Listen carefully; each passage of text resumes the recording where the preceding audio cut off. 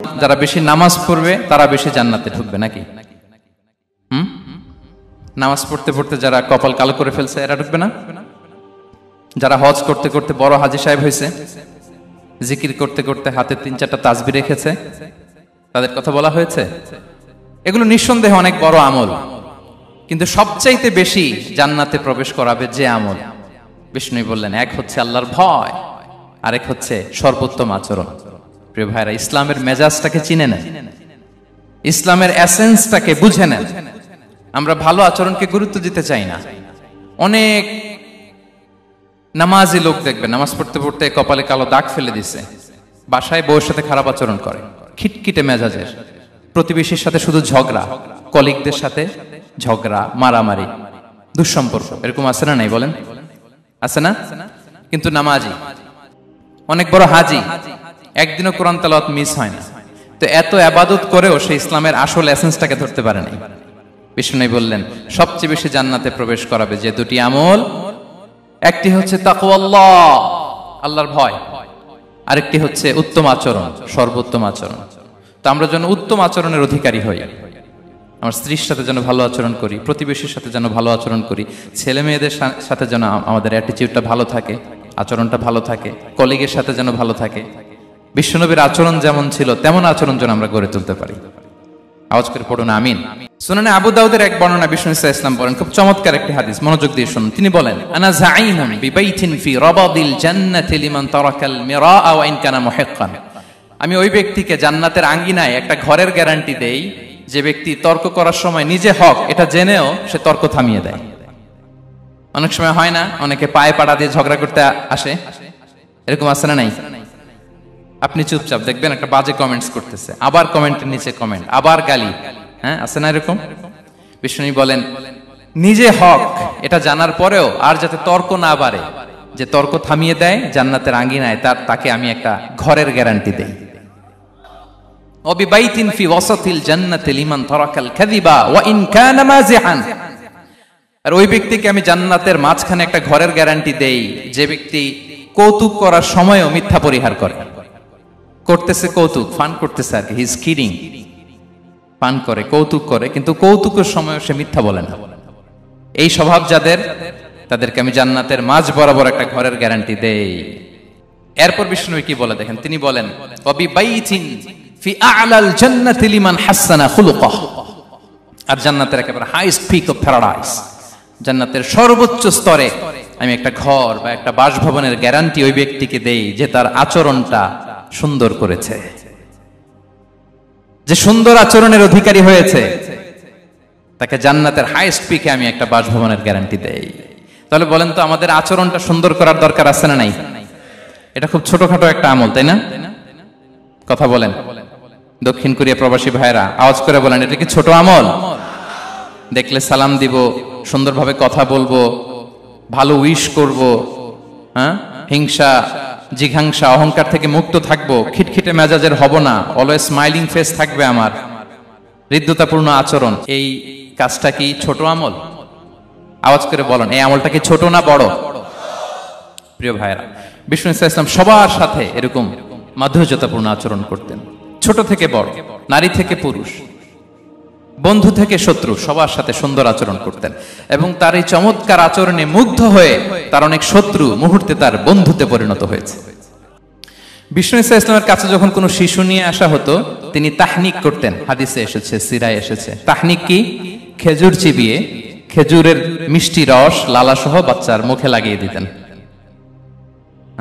আলেমদের কাছে, অনেক আলেমদের কাছে আসে, আমার কাছে অনেকে এসেছে বাচ্চাদেরকে নিয়ে, তো আমরা এই সুন্নাহর উপর আমল হিসেবে খেজুর চিবিয়ে এর রসটা মুখে ঢুকিয়ে দিয়েছি। বারাকা, বিষ্ণু ইসলামের বারাকা নেওয়ার জন্য আসতো ছোট্ট বাচ্চাদেরকে নিয়ে। মদিনায় যখন সাহাবারা হিজরত করলেন মক্কা থেকে, মুসলিমদের ঘরে সন্তান সন্ততি নাই, বাচ্চা কাচ্চা হয় না। ইহুদিরা টিটকারি করে, এই তো মুসলমানদের সন্তান নাই। সর্বপ্রথম যেই সন্তান হয়েছে তিনি হচ্ছেন আয়েশা রাদিয়াল্লাহু তাআলা আনহার বড় বোন আসমা বিনতে আবু বকরের ঘর উজাড় করে এক সন্তান এসেছে, পুত্র সন্তান, নাম হচ্ছে আব্দুল্লাহ। কি নাম? আব্দুল্লাহ ইবনে জুবাইর। তো আসমা আব্দুল্লাহকে কোলে নিয়ে বিশ্বনবীর কাছে আসলেন। বিশ্বনবী খেজুর চিবিয়ে ওনার লালা মিশ্রিত রস খেজুর সহ মুখে লাগিয়ে দিলেন। তা আসমা সবসময় গর্ব করে বলতেন যে আমার সন্তানের পাকস্থলীতে সর্বপ্রথম যেটা ঢুকেছে এটা হচ্ছে বিশ্বনবীর লালা মিশ্রিত খেজুরের রস। আল্লাহু আকবার। বাচ্চারা আসলে বিশ্বনবী তাহনিক করতেন এবং এটা ল্যাবরেটরিক্যালি প্রুভড, সায়েন্টিফিক্যালি প্রুভড যে বাচ্চার জন্মের পরে এরকম মিষ্টি দিলে, স্পেশালি ডেটস নির্যাস যদি দেয়া হয়, তাহলে এটা তার ইমিউন সিস্টেম বাড়ায়, রোগ প্রতিরোধ ক্ষমতা বাড়ায়, তার ব্লাড সার্কুলেশন বাড়ায়, রক্ত সঞ্চালন বাড়ায়। বিশ্বনবী এটা করতেন। অনেক মায়েরা বরকতের জন্য বিশ্বনবীর কোলে বাচ্চা দিতেন। অনেক বাচ্চা বিশ্বনবীর কোলেই পেশাব করেছে, হাদিস সাক্ষী। ওখান থেকে মাসালা এসেছে, মেয়ে বাচ্চা পেশাব করলে কিভাবে ক্লিন হবে, ছেলে বাচ্চা পেশাব করলে কিভাবে ক্লিন হবে। বিশ্বনবীর কোলে নিয়েছেন, পেশাব করে দিছে ভরায়া। আল্লাহু আকবার। বাচ্চাদের মাথায় তিনি হাত বুলিয়ে দিতেন। যেই বাচ্চার মাথায় বিশ্বনবী হাত বুলাতেন, ওই বাচ্চার মাথায় খুব বেশি বেশি চুল গজাতো। সুবহানাল্লাহ পড়বেন না? এক ভণ্ড, সেও ছিল নবী দাবিদার, মুসাইলামাতুল কাযযাব। সে নবীকে কপি করত, নবী যা যা করতো তাই করত। তো সেও তার এলাকায় অনেক বাচ্চাদের মাথায় হাত বুলাই দিতে শুরু করলো, যে মোহাম্মদ বাচ্চার মাথায় হাত বুলালে বাচ্চার মাথায় চুল বড় হয়, আমিও তাই করবো। সে বলতো আমিও নবী। সে বলতো নবু আনিস শুনলি ওয়ানিস শুনলাকে মোহাম্মদ, হে মোহাম্মদ, নবু তোমার অর্ধেক আমার অর্ধেক। কি মামুর বাড়ির আবদার দেখছেন? বলে আমারটা আমাকে বুঝিয়ে দাও। তো নবীকে কপি করতো। বিশ্বনবী কুয়ার মধ্যে লোনা পানির কুয়ায় থুতু ফেললে মুহূর্তে লোনা পানির কুয়া মিঠা পানির কুয়ায় পরিণত হতো। এই বদমাসটা যখন কপি করে থুতু মারছে ওদের এলাকার কুয়ায়, ওটা ছিল মিঠা পানি, ওটা মুহূর্তের মধ্যে লোনা পানির কুয়া হয়ে গেছে। তো বিশ্বনবীকে কপি করে সে তার এলাকার নবজাতক বাচ্চাদের মাথায় যখন হাত বুলিয়ে দিতে শুরু করলো, পরবর্তীতে দেখা গেল ওই বাচ্চাগুলো আজীবন ছিল টাক মাথা। চুল বাড়বে তো দূরের কথা, এদের মাথায় চুলই ওঠে নাই। আল্লাহু আকবার। মুজিজাতুন নবী। তো বিশ্বনবী মাথায় হাত বুলিয়ে দিতেন, বাচ্চাদেরকে চুমু খেতেন। আপনারা বাচ্চাদেরকে কোলে নেবেন, আদর করবেন, চুমু খাবেন, বিশ্বনবীর সুন্নাহ এটা। বাচ্চাদের সালাম দিতেন। মাঝে মাঝে বাচ্চাদের সাথে মজা করতেন, তাদের সাথে খেলাধুলা করতেন। বাসায় সময় পেলে এটা করবেন, ছেলেমেয়েদেরকে নিয়ে খেলতে নেমে যাবেন। শুধু বাচ্চাদের সাথে ফান করতেন এমন না, ভুল দেখলে শুধরে দিতেন। এক ছোট্ট বাচ্চা কোলে বসে খাবারের প্লেট থেকে এখান থেকে ধরে ওখান থেকে ধরে, তাও বাঁ হাতে। বিশ্বনবী বললেন, ইয়া গোলাম সাম্মিল্লাহ, বিসমিল্লাহ বলো। কুল বিয়ামিনিক, বাঁ হাতে নয় ডান হাতে খাও। ওয়া কুল মিম্মা ইয়ালিক, আর এদিক সেদিক থেকে নয়, তোমার সামনে যেটা আছে ওইটা খাও। সুবহানাল্লাহ। শুধরে দিতেন। সাদাকার খেজুরের স্তূপ ছিল, জাকাতের খেজুর। হাসান রাদিয়াল্লাহু তাআলা আনহু, বিষ্ণু ইসলামের দহিত্র, ছোট্ট মানুষ, হাঁটতে হাঁটতে যে খেজুরের স্তূপের দিকে খেজুর নিয়ে খেলতে যায়, হঠাৎ একটা খেজুর খেতে আরম্ভ করলেন। বিষ্ণু বললেন, কেখ কেখ, থামো থামো, ওয়াক থু থু। আমরা যে বাংলা ওয়াক থু বলি, এটার আরবি হচ্ছে কেখ। মানে এই নানা ভাই রাখো রাখো রাখো। আলা তাআলাম ইন্না লা নাকুলুস সাদাকা, নানা ভাই তুমি জানো না আমরা হাশিমি খানদানের, আমরা সাদাকার মাল খেতে পারি না। আঙ্গুল ঢুকিয়ে মুখ থেকে খেজুর বের করে দিলেন। সুবহানাল্লাহ। এভাবে ছোট্ট বাচ্চাদের ভুলগুলো শুধরে দিতেন, কারেকশন করতেন। সুনানে নাসাইতে এসছে, কেন রাসূলুল্লাহ সাল্লাল্লাহু আলাইহি ওয়াসাল্লাম ইয়াজুরুল আনসার, তিনি যখন আনসারীদেরকে ভিজিট করতে যেতেন, ফায়ুসাল্লিমু আলা সিবিয়ানিহি, আনসারী বাচ্চাদেরকে সালাম দিতেন। আপনারা বাচ্চাদের সালাম দেন তো নাকি? নাকি বাচ্চাদের সালামের জন্য বসে থাকেন? অনেকে মনে করে যে আমি মুরব্বী, হাজী সাহেব, 80 বছর বয়স, আমি তো শুধু সালাম পাবো, আমি দিব কেন? এরকম একটা ভুল ধারণা আছে না? সালাম শুধু ছোটরা দিবে, ব্যাপারটা কি এমন না? ছোটরা বড়দের দিবে, বড়রা ছোটদের দিবে, সবাই সবাইকে দিবে। ঠিক কিনা বলেন? ইনশাআল্লাহ বলেন সবাই। ওয়ায়ামসাহু বিরুসিহিম, বাচ্চাদের মাথায় হাত বুলিয়ে দিতেন। ওয়ায়াদউ লাহুম, তাদের জন্য দোয়া করতেন। তাহলে বিশ্বনবীর বাচ্চাদের সাথে আচরণ, ডিলিংস, ইন্টারঅ্যাকশন কেমন ছিল বুঝতে পেরেছেন? একবার এক নামাজে ওনার নাতিদেরকে নিয়ে হাজির হলেন, হাসান হুসাইন রাদিয়াল্লাহু আনহুমাকে নিয়ে। তো নামাজের এক সিজদায় বিশ্বনবী এমন লম্বা সময় সিজদায় পড়ে রইলেন, মাথা আর উঠান না। মুসল্লিরা তো অবাক, সাহাবারা ভাবলেন হায় রে, নবীজি অসুস্থ হয়ে গেলেন নাকি, অথবা ওহী নাজিল হলো নাকি। নামাজ শেষে সাহাবারা জিজ্ঞেস করলেন, ইয়া রাসূলুল্লাহ, আপনি কি অসুস্থ হয়েছেন নাকি ওহী নাজিল হচ্ছিল? এত লম্বা সিজদা দিতে তো কখন দেখি নাই। বিশ্বনবী বললেন, না না, কুল্লুন যালিকা লাম ইয়াকুন, কোনটাই না, বরং ওয়ালাকিন নাবনি ইরতাহালানি, আমার নানা ভাই হাসান হুসাইন সিজদারত অবস্থায় আমার পিঠের উপরে উঠে বসেছিল। ফাকারিহতু আন উআজ্জিলাহু হাত্তা ইয়াকদিয়া হাজাতা, আমি উঠে গেলে তাদের ডিস্টার্ব হবে, এজন্য সিজদায় পড়েছিলাম। যতক্ষণ তাদের পিঠে উঠে খেলতে মনে চেয়েছে তারা খেলেছে, তারা নেমেছে, তারপরে সিজদা থেকে মাথা উঁচু করে দাঁড়িয়েছি। সুবহানাল্লাহি বিহামদিহি।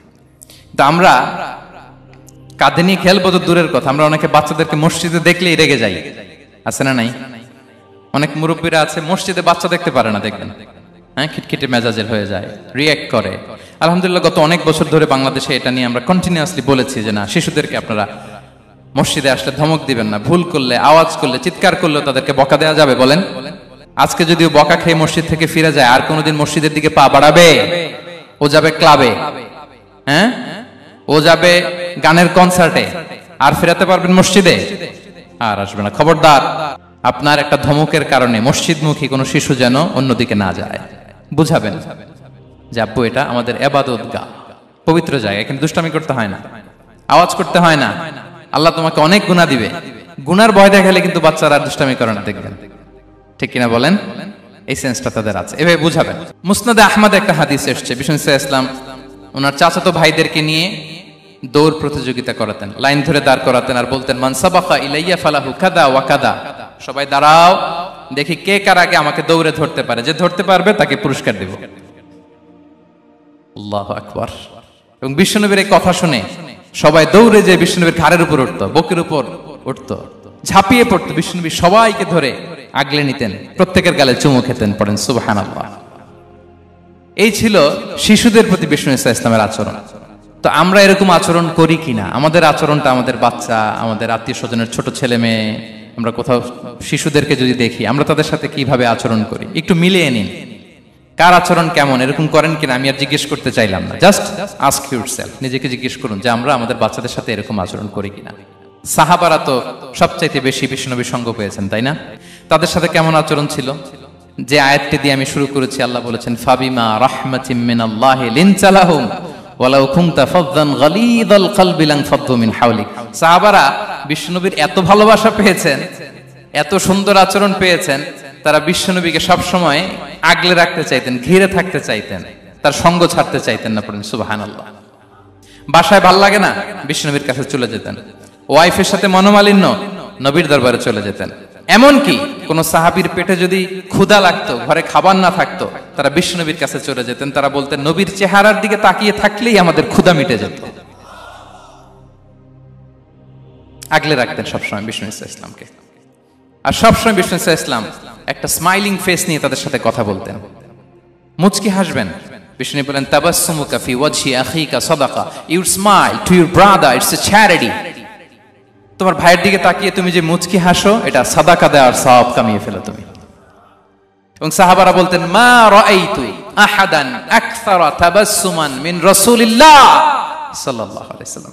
বিশ্বনবীর চাইতে বেশি কাউকে আমরা কোনোদিন মুচকি হাসি দিতে দেখিনি। মুচকি হাসেন তো আপনারা? মুচকি হাসবেন, হাসলে যদি সাদাকার সওয়াব হয় তো আমরা মুখ গোমরা করে রাখবো কেন? দেখবেন যিনি মুচকি হাসে তাকে সবাই পছন্দ করে, আর যিনি গোমরা মুখ থাকে তার দেখতে ভালো লাগে। আমার ভালো লাগে না, আপনাদের লাগে? হাসি কিন্তু সংক্রামক, ইতিবাচক ভাবে সংক্রামক।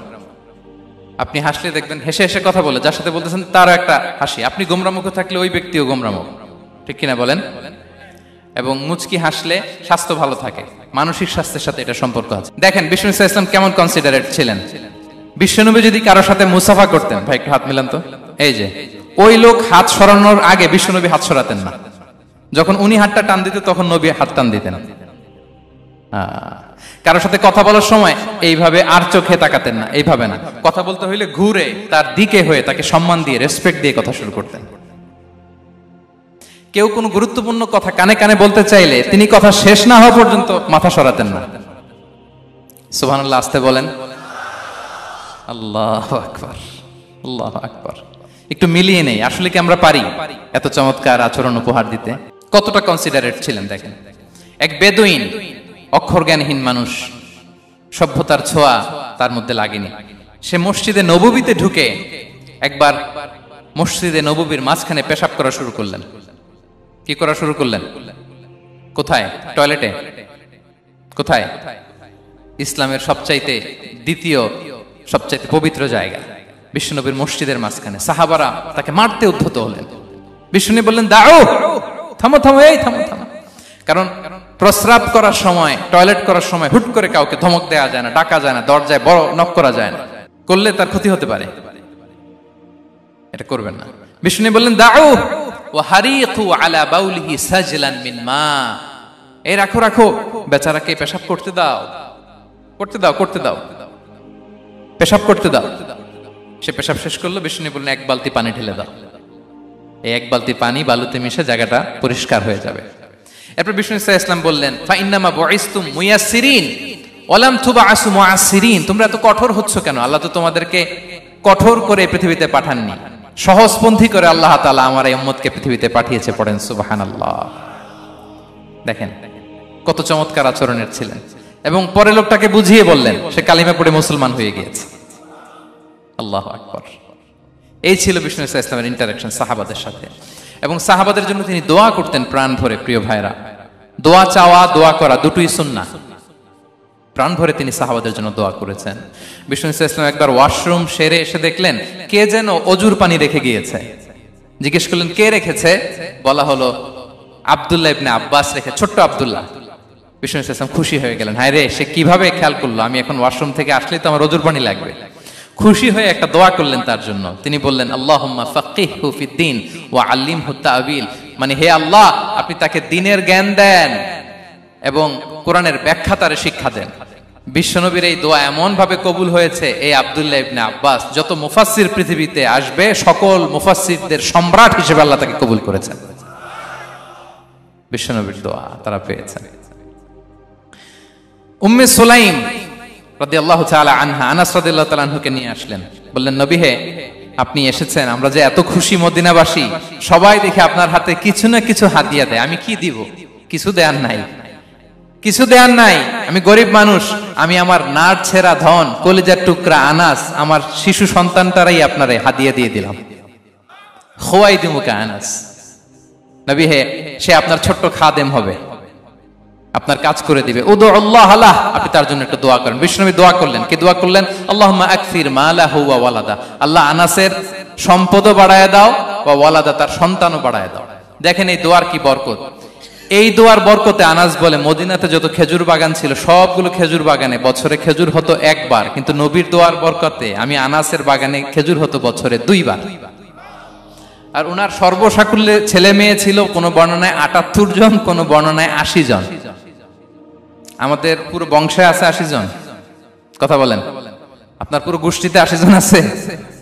উনার শুধু ছেলে মেয়ে, একজনের ছেলে মেয়ে কয়জন? 80 জন। বিশ্বনবীর দোয়া কি ইন্টারেকশন দেখেন, একজন ট্রু লিডারের কি বৈশিষ্ট্য। তিনি সাহাবীদের ভালো গুণ দেখলে তাদেরকে উৎসাহিত করতেন, ইন্সপায়ার করতেন, প্রশংসা করতেন। আবু মুসা আল-আশআরী রাদিয়াল্লাহু তাআলা আনহু, তিনি রাত জেগে চমৎকার কণ্ঠে তেলাওয়াত করতেন। একদিন তার ঘরের পাশ দিয়ে বিষ্ণুনবী যাচ্ছিলেন, পরের দিন বললেন, আবু মুসা, আমি কিন্তু তোমার কণ্ঠ শুনেছি, বড় সুরেলা গলা তোমার। লাকাত উতিতা মিজমারান মিন মাজামিরি আলি দাউদ, দাউদ নবীর গলায় আল্লাহ যে সুরের ঝংকার দিয়েছেন, এই উম্মতের মধ্যে আল্লাহ তোমার গলায় সেই সুরের লহরী ঢেলে দিয়েছেন। আচ্ছা বলেন, নবী যদি প্রশংসা করে যে তোমার তেলাওয়াতটা খুব সুমধুর হয়েছে, তার কেমন লাগবে বলেন তো? আচ্ছা নবী বাদ দেন, শায়েখ আব্দুর রহমান আস-সুদাইস এসে যদি আপনারে বলে তোমার কণ্ঠটা তো বড় মিষ্টি, কেমন লাগবে আপনার? আর স্বয়ং বিশ্বনবী যদি বলে, সুবহানাল্লাহ পড়বেন না? আল্লাহু আকবার। এইভাবে রাসূল সাল্লাল্লাহু আলাইহি ওয়াসাল্লাম সাহাবাদেরকে উৎসাহিত করতেন। মাঝে মাঝে প্রশ্ন করতেন, তাদের অ্যাটেনশন গ্রো করার জন্য তিনি প্রশ্ন করতেন। একবার বলেন দেখি, কে বলতে পারে ইন্না মিনাশ শাজারি শাজারা লা ইয়াসকুতু ওয়ারাকুহা মাসালুহা মাসালুল মুমিন, একটা গাছ আছে, এই গাছের পাতা ঝরে না, এর দৃষ্টান্ত মুমিনের দৃষ্টান্ত। কে পারো দেখি? কোন সাহাবী পারে না, কারণ তারা ভাবতেছিল দূরের ওই সিরিয়ার কোন গাছ হবে, অমুক জায়গার মরুভূমির গাছ হবে, ঘরের পাশে যে খেজুর গাছ ওইটা আর কেউ ভাবে না। ভাবছে প্রশ্ন যেহেতু করছে, এত সহজ উত্তর হইলে তো প্রশ্ন করার কথা ছিল না। তারা এইটা বলে, ওইটা বলে, ক্যাকটাস, গুলমলাতা, ওই গাছ। নবী বলে না, ইন্নাহা আন-নাখলা, এটা খেজুর গাছ। কি গাছ? তো আব্দুল্লাহ ইবনে ওমর তখন খুব ছোট, তিনি মনে মনে ধরে ফেলছিলেন, কিন্তু ভয়ে বলে না। তো বাসায় যে ওমর রাদিয়াল্লাহু আনহু বলে, আব্বা আপনারা কেউ পারেন না, আমি তো জানতাম এটা খেজুর গাছ, তো বললা না যে? আব্দুল্লাহ বলে, আপনি পারেন না, অন্যান্য সাহাবারা বাচ্চা ছাড়া কেউ পারে না, আমি কেমনে কই? ওমর রাদিয়াল্লাহু বললেন, আজকে যদি তুমি বলতে পারতে, লাল উট পেলে আরবরা যে যত খুশি হয় আমি তার চেয়েও বেশি খুশি হয়ে যেতাম। নবীর সামনে আমার বুকটা এত বড় হয়ে যেত। আল্লাহু আকবার। দেখেন প্রশ্ন ছুড়ে দিয়ে মনোযোগ আকর্ষণ করতেন সাহাবাদের, রসিকতা করতেন মাঝে মাঝে। রসিকতা। এক সাহাবী বলেন, ইয়া রাসূলুল্লাহ, আমার চলতে বড্ড কষ্ট হয়, আপনি যদি দয়া করে আমাকে একটা উট দিতেন তাহলে আমি রাইড নিতাম এটার উপরে, এটা দিয়ে চলতাম, সফরের কষ্ট কমে যেত। বিষ্ণু বলেন, যাও, ঠিক আছে, তোমাকে একটা উটের বাচ্চা দিব। কি দিব? সাহাবী বলেন, ইয়া রাসূলুল্লাহ, আমি চাইলাম কি আর আপনি বললেন কি? আমার তো লাগবে এমন উট যেটা দিয়ে মরুভূমিতে চলা যায়। বিষ্ণু বলেন, ওই উটটাও তো অন্য কোনো না কোনো উটের বাচ্চা। সুবহানাল্লাহ পড়বেন না? ছোট্ট কথা, দেখেন কি রসিকতা, কি সেন্স অফ হিউমার। সুবহানাল্লাহ। সাহাবীদের সাথে এক কাতারে মিশে কাজ করতেন, নিজ হাতে সাহাবীদের সাথে মিশে কি করেছেন? মসজিদে নববী নির্মাণ করেছেন। পঞ্চম হিজরিতে নিজে মরুভূমির বালু খনন করে পেটে পাথর বেঁধে পরীক্ষা খনন করেছেন সাহাবীদের সাথে। True leader. শুধু তাই নয়, সাহাবারা ভালো পরামর্শ দিলে সেটা অ্যাকসেপ্ট করতেন। আমাদের মধ্যে অনেকের একটা ইগোইস্টিক ঝামেলা আছে, বাড়ির কাজের মেয়ে বলছে, কাজের ছেলে বলছে, এই আমার স্টাফ বলছে, এটা আমি কেন শুনবো? এরকম একটা মেন্টালিটি অনেকের আছে না নাই? অনেক সময় তাদের মধ্য থেকেও ভালো পরামর্শ আসতে পারে না? বলেন পারে কিনা? বিশ্বনবী দেখতেন কেউ ভালো পরামর্শ দিলে সেটা পিক করতেন, নিয়ে নিতেন। বদরের যুদ্ধে মুসলিম সৈন্যরা কোথায় ক্যাম্প করবে, বিশ্বনবী হঠাৎ একটা জায়গায় ক্যাম্প স্থাপনের নির্দেশনা দিলেন। হাব্বাব ইবনুল মুনজির রাদিয়াল্লাহু তাআলা আনহু তিনি বললেন, ইয়া রাসূলুল্লাহ, অনুমতি দিলে একটা কথা বলবো। কি কথা? এই যে আপনি ক্যাম্প স্থাপন করলেন এখানে, এটা কি আল্লাহর আদেশে না আপনার ইচ্ছায়?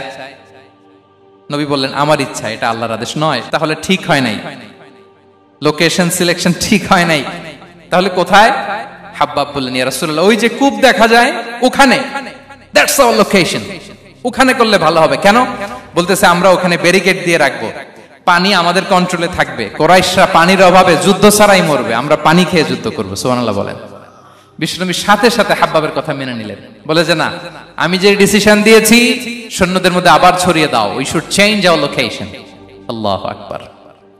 তাহলে সাহাবাদের সাথে ইন্টারেকশন কি ফ্র্যাঙ্কলি, কি ওপেন মাইন্ডেড। সুবহানাল্লাহ বিহামদি। তাহলে শিশুদের সাথে গেল, বড়দের সাথে, সাহাবাদের সাথেও গেল। আল্লাহ। আচ্ছা, 3 নম্বরে স্টাফের সাথে, কর্মচারীর সাথে, সেবকের সাথে বিষ্ণু ইসলাম কি আচরণ করেছেন? বিষ্ণু ইসলামের অনেক খাদেম ছিল, সিরাতে এসেছে। সবার কথা তো বলা যাবে না, একজনের কথা বলি, আনাস রাদিয়াল্লাহু তাআলা আনহুর কথা। আনাস, লক্ষ্মীপুরে আমি এক জায়গায় ওনার কোন একটা ওয়াজ করতে যেয়ে আমি বললাম, আনাস নামটা কেমন লাগে? কারণ অনেকে বাচ্চা নিয়ে এসে বলে, হুজুর নাম রেখে দেন। তাই আমি বললাম, আজকে এখানে নাম দিয়ে দেই আনাস। এই বছর এই লক্ষ্মীপুরে যত বাচ্চা হবে যাদের মনে চায় আনাস রেখে দিয়েন। 3-4 বছর পরে শুনি আনাস দিয়ে লক্ষ্মীপুর ভরে গেছে। অনেকে আমাকে জানাইছে ছেলের নাম কি আনাস। তো বলে যে, ওই যে হুজুর আপনি 19 সালে আমাদের লক্ষ্মীপুরে এসে বলছিলেন, ওই কথা থেকে আমরা, পেটে ছিল বাচ্চা, আমরা নিয়ত করে ফেলছি আনাস রাখবো। আনাস নামটা অনেক সুন্দর না? সাহাবাদের নামগুলো চুজ করে করে ছেলেদের নাম রাখবেন। উনি ছিলেন বিষ্ণু ইসলামের খাদেম। কোনদিন তিনি কোন ওনার স্টাফকে, সেবককে, খাদেমকে মারধর করেন নাই, কোনদিন না। আমরা তো পান থেকে চুন খসলে, আল্লাহ, বাংলাদেশে ওই যে লোহার খুন্তি গরম করে কাজের মেয়ের পিঠে শেখা দেয়া হয়, এরকম আছে না নাই? ডাকাত বলেন। মানবাধিকার কর্মী, আবার নারী আন্দোলনের বড় নেত্রী, কিন্তু ঘরের ভেতরে দেখা যায় তার আসল চরিত্র। কারো আসল চরিত্র যদি জানতে চান, কয়েকটা জায়গায় নক করলে জানা যায়। এক হচ্ছে তার বউ, তার ব্যাপারে কি বলে, তার স্ত্রী। এরপর তার ড্রাইভার কি বলে, তার ঘরের কাজের মহিলাটা কি বলে। এদের কাছে নক করলেই আপনি বড় সাহেবের আসল তথ্য পেয়ে যাবেন। কথা বুঝতে পেরেছেন? আনাস রাদিয়াল্লাহু তাআলা আনহু বলেন, খাদিমতুন নবিয়্যা 10 সিনিন ফামা ক্বালা লি উফ ফামা ক্বালা লি লিমা সানা'তা ওয়ালা লিমা লা সানা'তা। আমি 1 বছর 2 বছর নয়, 10 বছর বিশ্বনবীর খাদেম ছিলাম। আওয়াজ করে বলেন তো, কয় বছর? একদিনের জন্য আমার কোনো কাজে বিরক্ত হয়, ইস, আরে, বিরক্ত হয়, আমরা এগুলো বলি না? একদিনের জন্য বলে না, একদিন, একটি মুহূর্তের জন্য। এই 10 বছরে একটিবারও প্যারা নবীজি বলেন নাই, আনাস এটা কেন করলে? একবারের জন্য বলে নাই, আনাস এটা করলে না কেন? একবারের জন্য তিনি বলেন। আনাস রাদিয়াল্লাহু তাআলা আনহু বলেন, একদিন একটা কাজে, সম্ভবত জুব্বা আনতে আমাকে বিষ্ণু পাঠিয়েছিলেন। আমি ছোট মানুষ, জুব্বা আনতে যে ভুলে আমি মদিনার বাচ্চাদের খেলা দেখতে আরম্ভ করলাম। বাচ্চারা রাস্তায় খেলাধুলা করে না? বিষ্ণুনবী যেটা আনতে পাঠিয়েছে ওইটা না এনে ভুলে, ছোট মানুষ তো, সেও দাঁড়িয়ে দাঁড়িয়ে মদিনার ছেলে মেয়েদের খেলা দেখতেছে। এখন সময়ের পর সময় যায়, ঘন্টার পর ঘন্টা যায়, আনাস তো আর আসে না জুব্বা নিয়ে। বিষ্ণুনবী ভাবলেন, হায় রে, আনাস মনে ভুলে গেছে, যাই নিজের কাজ নিজেই করে নিয়ে আসি। বিষ্ণু বেরোলেন, বেরোই দেখে ওই তো আনাস, আমার আনাস বাচ্চাদের সাথে খেলা দেখতেছে। আমরা হইলে কি করতাম? আমরা হইলে কি মায়ের, ওই যে ডাইরেক্ট মায়ের। আল্লাহ, আজকে তোর একদিন কে আমার একদিন না। বিষ্ণু গেলেন, তিনিও বাচ্চাদের সাথে খেলা দেখতে শুরু করলেন, কিছুই বললেন না, শুধু আলতো হাতে আনাসের পিঠে হাত রাখলেন, ঘাড়ে আলতো হাতে। বিষ্ণুবীর হাতটা রেশমের চেয়েও সফট ছিল।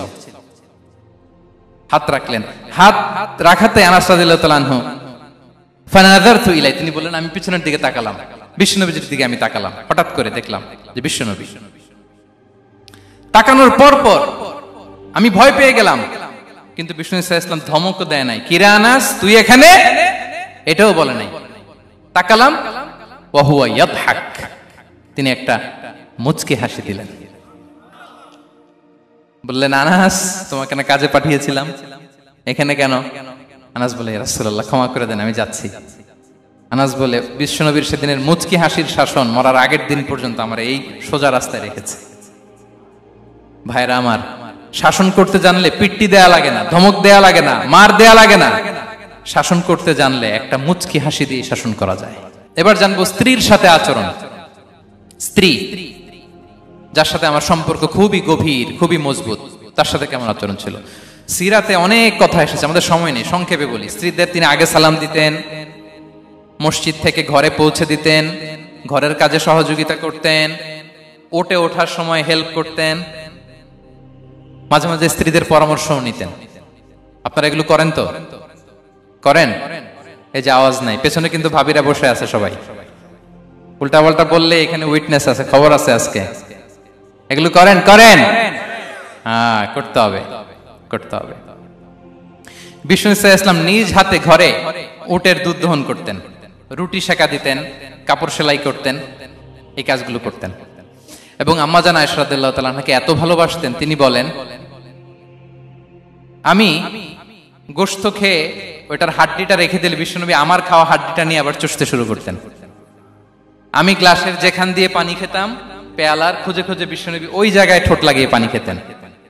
মাইমুনা রাদিয়াল্লাহু তাআলা আনহা বলেন যে আমি আর বিশ্বনবী এক বালতি থেকে মগ দিয়ে পানি নিয়ে দুজনে গোসল করেছি। আল্লাহু আকবার, কি চমৎকার আচরণ। এবং স্ত্রীদের নিয়ে তিনি সফর করতে বেরোতেন। একবার রাত্রিবেলা বিষ্ণু সাল্লাল্লাহু আলাইহি ওয়াসাল্লাম এবং আম্মা জান আয়েশা রাদিয়াল্লাহু তাআলা আনহা, বিষ্ণু বলেন চলো তো আমরা একটু দৌড় দেই, এক্সারসাইজ হয়ে যাবে। দুইজনে দৌড় দিলেন। তখন আম্মা জান আয়েশা রাদিয়াল্লাহু তাআলা আনহা একটু স্লিম ছিলেন, তো দৌড়ে বিশ্বনবী পিছে পড়ে গেলেন, আম্মা জান আয়েশা ফার্স্ট হয়ে গেলেন, আগে চলে গেলেন। বড্ড খুশি, উনি বিশ্বনবীকে হারিয়েছেন। আবার অনেক বছর পরে, তখন সময়ের ব্যবধানে আম্মা জান আয়েশা একটু হেলদি হয়ে গিয়েছেন, আগের মতো আর চিকন নেই। আবার বিশ্বনবী এক রাতে বললেন আয়েশা চলো আজকেও একটু এক্সারসাইজ করি, দৌড় দেই। দুজন মিলে দৌড় দিলেন। আজকে বিশ্বনবী আর আম্মা জান আয়েশাকে চান্স দেন নাই, তিনি জোরে দৌড়ে আম্মা জান আয়েশাকে রানার আপ করে দিলেন, উনি ফার্স্ট হয়ে গেলেন। এরপর কি বললেন জানেন? সুনান আবু দাউদের হাদিস, তিনি বললেন ইয়া আয়েশা হাদিহি বিতিলকা সাবকা। দেখেন বিশ্বনবী মনে রাখছেন, নোটে রাখছেন। বিশ্বনবী বললেন আয়েশা ওই যে এত বছর আগে কোন এক রাতে মরুভূমিতে দৌড়ে আমাকে হারাইছিলা, আজকে ওইটার বদলা নিয়ে নিলাম। তিলকা সাবকা, ওইটার বিনিময়ে এটা। ওই দিন তুমি জিতছিলা, আজকে তোমার উপর আমি জিতে গেলাম। কি হৃদ্যতা ছিল, কি সম্পর্ক ছিল স্ত্রীর সাথে। তাই বলে মনে করবেন না যে কোনো মনোমালিন্য হতো না, হতো। মানবিক যে ব্যাপারগুলো মাঝে মাঝে একটু ছোটখাটো মিষ্টি ঝগড়া, একটু মনোমালিন্য, এটাও হতো। এবং বিশ্বনবী এটাও টের পেতেন। তিনি বলতেন আয়েশা ইন্নী লা আ'লামু ইযা কুনতি আলাইয়া গাদবা ওয়া ইযা কুনতি আলাইয়া রাদিয়া। আয়েশা কখন তুমি আমার উপর রেগে থাকো আর কখন খুশি থাকো সবটাই কিন্তু আমি টের পাই। আম্মা জান আয়েশা অবাক হলেন, কি করে টের পান? বিশ্বনবী বলেন যখন তুমি আমার উপর খুশি থাকো তখন দোয়ার সময় বলো লা ওয়া রাব্বি মুহাম্মদ, তুমি বলো হে মুহাম্মদের রব আল্লাহ মদিনার উপর রহম করেন, আমাদেরকে ক্ষমা করেন। হে মুহাম্মদের রব আমাদের ক্ষমা করেন, এইভাবে দোয়া করো। আর যখন তুমি রেগে থাকো তখন আমার নামটা মুখ দিয়ে নিতে চাও না, তখন তুমি দোয়াতে বলো লা ওয়া রাব্বি ইব্রাহিম, হে ইব্রাহিমের আল্লাহ, হে ইব্রাহিম নবীর খোদা আমাদের মাফ করো। তখন তুমি আমার নাম নাও না, কৌশলে আমার নামটা বাদ দাও। আম্মা জান আয়েশা বলেন ইয়া রাসূলুল্লাহ মা আহজুরু ইল্লা ইসমাক, নবী হে, আমি তো আপনার নামটাই শুধু মুখ থেকে বাদ দেই, আমার হৃদয় থেকে তো কখনো আপনারে বাদ দিতে পারি না। এটা ঠিক, তখন রেগে থাকি, আপনার নামটা মুখে নেই না, কিন্তু হৃদয় থেকে তো আপনাকে সরাতে পারি না। সুবহানাল্লাহ।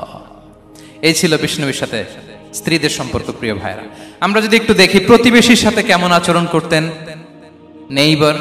বিষ্ণু বলতেন, মান কানা ইউমিনু বিল্লাহি ওয়াল ইয়াউমিল আখিরি ফালইউকরিম দাইফাহ, যে আল্লাহ বিশ্বাস করে, আখিরাতে বিশ্বাস করে, সে যেন প্রতিবেশীকে সম্মান করে। এবং একবার আবু যার আল গিফারি রাদিয়াল্লাহু তাআলা আনহুকে বিষ্ণু ইসলাম বললেন, আবু যার, ইদা তাবাখতা মারাকান ফাআকসির মাআ, হে আবু যার, তুমি যদি কখনো ঝোল তরকারি রান্না করো, ঝোলের তরকারি খাইছেন? আপনাদের সাউথ কোরিয়াতে তো বিখ্যাত একটা ঝোলের তরকারি আছে, কি নাম যেন, মাছের মেয়ংথাং। আমরা একটা শব্দ শিখছিলাম, কি যেন বলে, খামসা হামনিদা। কয়েকটা শব্দ শিখাই দিছে ভাইরা আমাকে। তো এই যে নামটা বললাম, ঝোলের মধ্যে ট্যাংরা মাছ, শিং মাছ ঝোল দেয়া একটা তরকারি। তো আবু যার গিফারিকে বিষ্ণু ইসলাম বলেন, ইদা তাবাখতা মারাকান ফাকসির মা, হে আবু যার, কখনো যদি ঝোলের তরকারি রান্না করো, একটু বেশি করে পানি দিও, যাতে করে তোমাদের পাশাপাশি তোমার প্রতিবেশীর সাথে একটু ঝোল শেয়ার করতে পারো। প্রতিবেশীকে এত গুরুত্ব দিতেন। তিনি বলতেন, লাইসাল মুমিন আল্লাযী ইয়াশবা ওয়া জারুহু জাইউন ইলা জামবিহ, সে মুমিন নয় যে পেট পুরে খায় আর তার প্রতিবেশী না খেয়ে রাত যাপন করে, সে মুমিন নয়। দেখেন প্রতিবেশীকে কত গুরুত্ব তিনি দিয়েছেন। বিশ্বনবীর এক ইহুদি প্রতিবেশী ছিল। কোন ধর্মের? সবাই বলেননি, একসাথে আওয়াজ করে বলেন, কোন ধর্মের প্রতিবেশী? ওই ইহুদির এক ছেলে বিশ্বনবীর কিছু কাজ করে দিতেন। অনেকদিন হলো ছেলেটা আসে না। খোঁজ নিলেন, শুনলেন সে অসুস্থ। শুনলেন ইহুদি ছোট্ট ছেলেটা কি? বিশ্বনবী দেখতে গেলেন।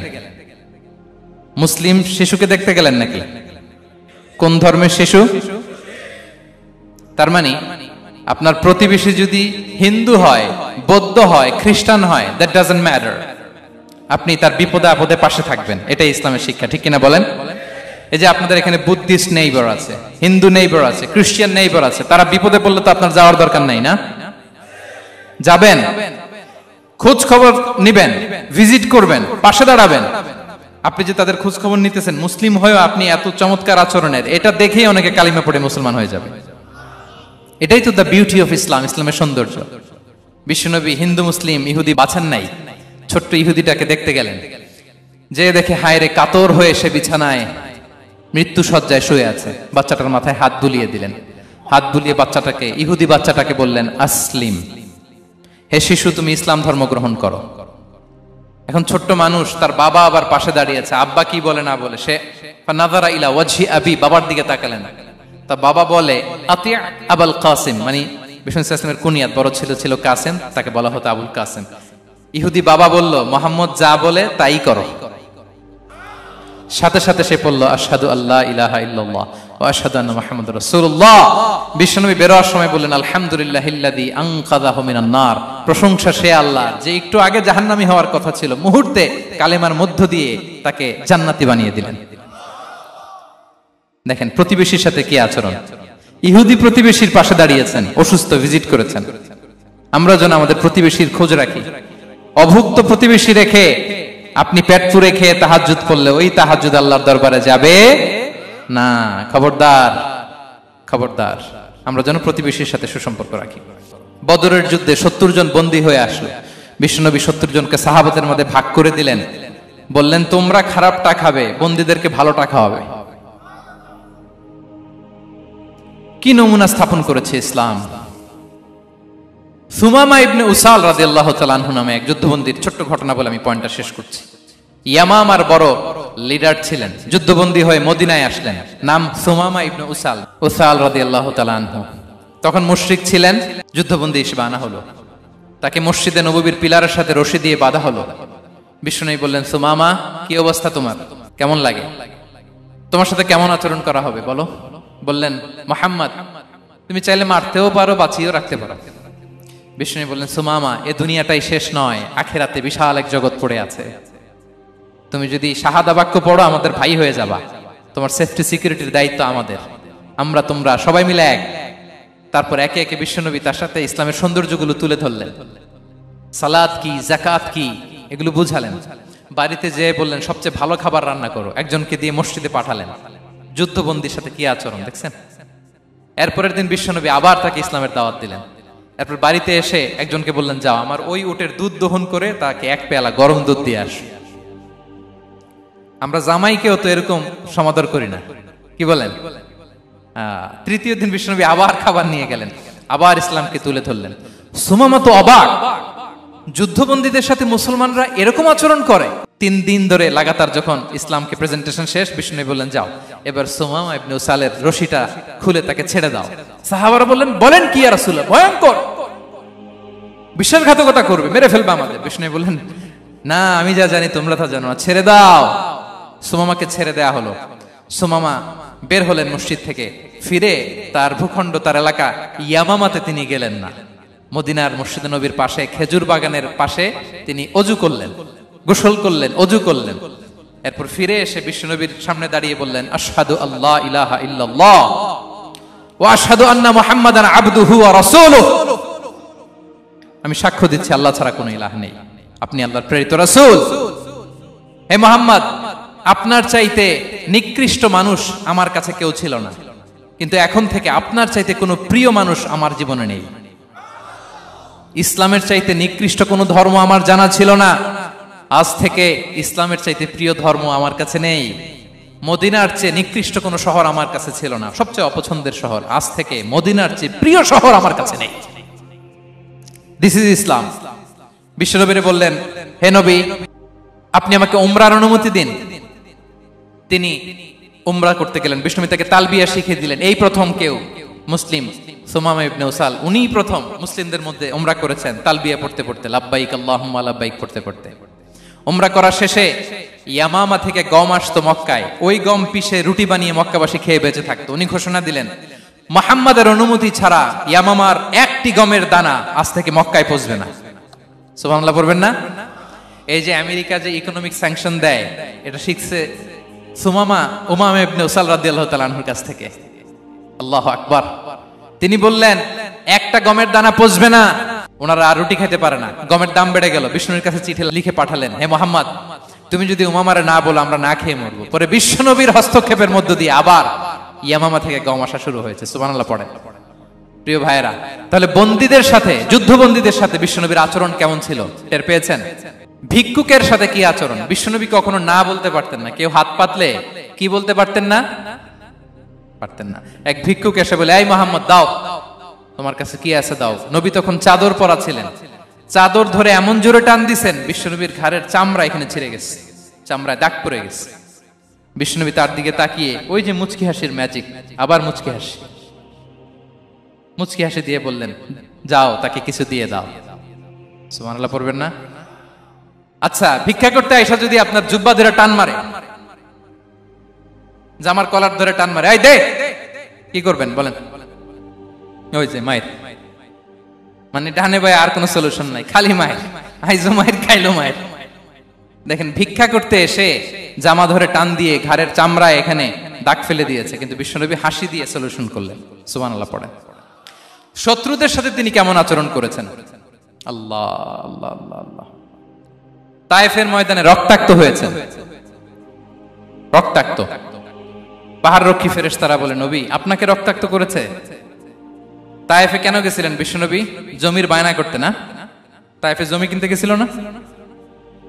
তায়েফবাসীকে জাহান্নামের আগুন থেকে বাঁচাতে রক্তাক্ত করা হয়েছে। পাহাড় রক্ষী ফেরেশতারা বললেন, নবী একটা আদেশ দেন, দুই দিক থেকে চাপা মেরে পুরো তায়েফবাসীকে মাটির সাথে মিশিয়ে ফেলবো, মাটির সাথে মিশে যাবে। বিশ্বনবী বললেন, না না, তারা হয়তো ঈমান আনে নাই, তাদের ভবিষ্যৎ প্রজন্মের কেউ না কেউ লা ইলাহা পড়বে,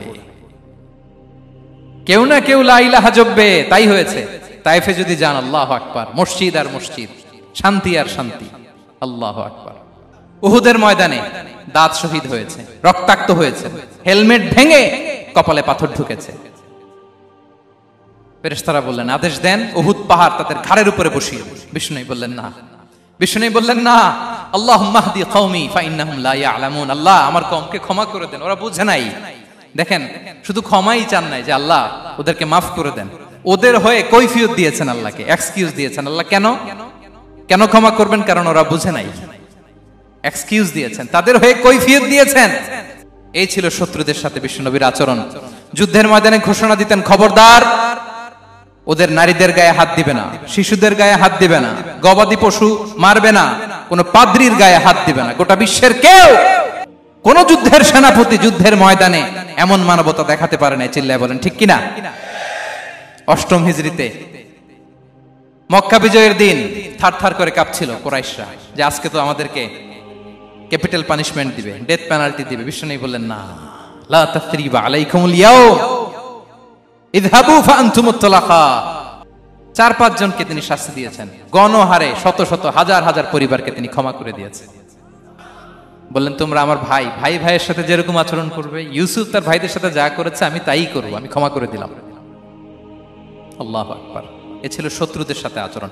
শেষ কথা বলি, শেষ কথা হচ্ছে প্রাণীর সাথে বিশ্বনবীর কেমন আচরণ ছিল।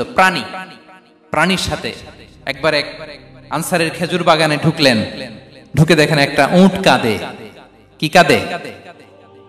কানে কানে এসে বিশ্বনবীকে কি যেন বলে যায়। বিশ্বনবী রেগে বললেন, এই উটের মালিক কে? এক আনসারের সাহাবী বললেন, ইয়া রাসূলুল্লাহ, আমি। বিশ্বনবী বললেন, তোমার কি ভয় হয় না আল্লাহর? কলিজার মধ্যে আল্লাহর ভয় নাই? আল্লাহ তাআলা দয়া করে উটের মালিক তোমাকে বানিয়েছে, উট কানে কানে এসে আমাকে বলেছে তুমি তাকে কয়দিন ধরে খাবার দাও নাই, আর তাকে দিয়ে কাজ করিয়েছে অনবরত। খবরদার, কিয়ামতের দিন আল্লাহ তাআলা জালিমের কাতারে তোমাকে দাঁড় করাবে। প্রাণীর জন্য বিষ্ণু ইসা ইসলাম কত দয়াদ্র ছিলেন। জবাই করার সময় বিষ্ণু বলতেন, ইহসানের সাথে জবাই করো, ছুরি ধারালো করে রাখো। কোরবানির সময় আমরা প্রাণীটাকে কি করি? আদর করি না মেরে ফেলি? বলেন তো, জবাই করা মানে কি? মেরে ফেলতেছি। বিষ্ণু বলেন, ইদা কাতালতুম ফাহসিনুল কিতলা, মারবা ঠিক আছে কিন্তু মন মতো না, ইহসানের সাথে কতল করো। ওয়ালিয়ুহিদ্দা আহাদুকুম শাফরাতাহু ওয়ালইয়ারিহ যাবিহাতাহু, ছুরিটাকে ধার করে রাখো যাতে করে খুব সহজে তার রূহটা বের হয়ে যায়। সুবহানাল্লাহ। দেখেন, আমরা নিজেদের সাথে একটু মিলাই। বাংলাদেশে দেখেন তো, কুকুর একটা দেখলে আমরা কি করি? হ্যাঁ, হয় লাথি নয় একটা ঢিল। বিড়াল দেখলে কি করি? হয় দাবরানি দেয় নয় দৌড়ানি দেয়। এরকম আছে না নাই?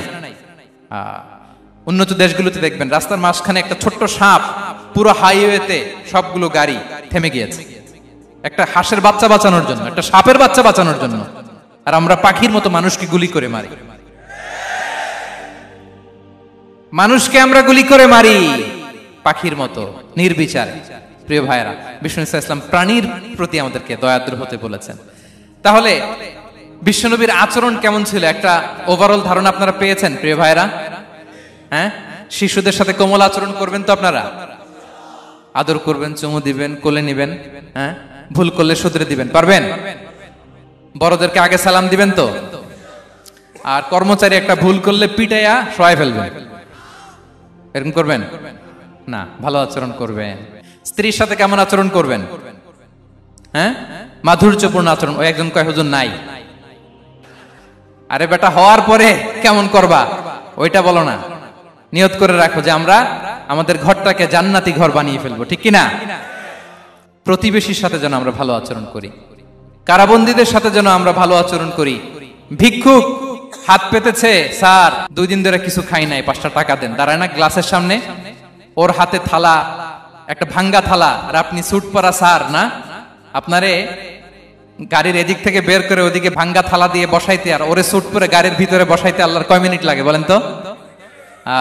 খবরদার, ফরিয়াদির সাথে যেন আমরা খারাপ আচরণ না করি, শত্রুদের সাথে যেন খারাপ আচরণ না করি, কোন প্রাণীর প্রতিও যেন আমরা জুলুম না করি। প্রিয় ভাইরা, বিশ্বনবী এত মাধুর্যপূর্ণ আচরণ করতেন, শত্রু বন্ধু হয়ে যেত। আর আমাদের আচরণ দেখে আমার বন্ধু আমার শত্রু হয়ে যায়, ঠিক কিনা? আমরা যেন আমাদের আখলাককে সুন্দর করি। শুধু নামাজি, শুধু রোজাদার, হাজি সাহেব ইবাদত করি কিন্তু মানুষের সাথে বাজে আচরণ করি, এমনটা যেন না হয়।